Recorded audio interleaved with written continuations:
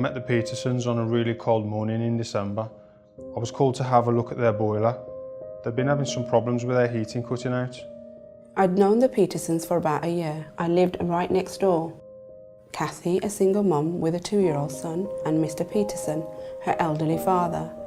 Mr. Peterson had deteriorated quite a bit even in the year that they'd been living there.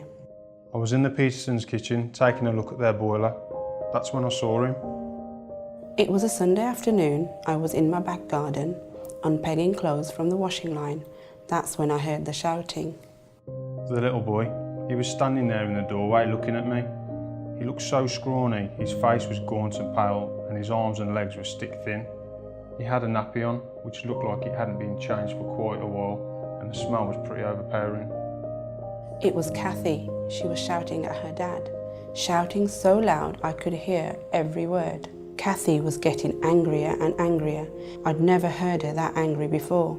I wondered if it was just naturally skinny. I mean, I was tiny when I was his age apparently.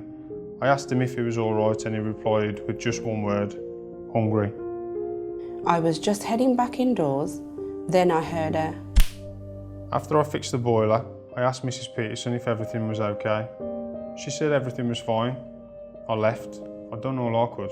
I toyed with the idea of going to see if everything was all right, but I just thought maybe it's none of my business.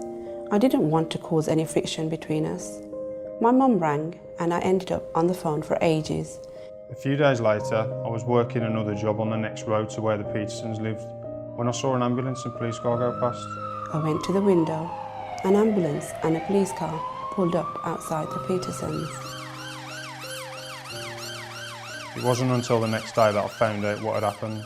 A single mum has been arrested on suspicion of neglect regarding her 2-year-old son, who was rushed to hospital with severe malnutrition and is currently in a critical condition.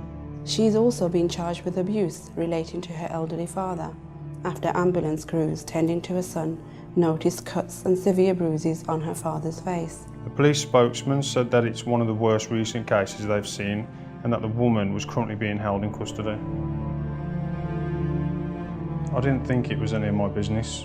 You can't just go around accusing parents of neglect, can you? What if I'd misunderstood what I heard? Surely it's not my place to accuse a woman of abusing her father. What would you have done?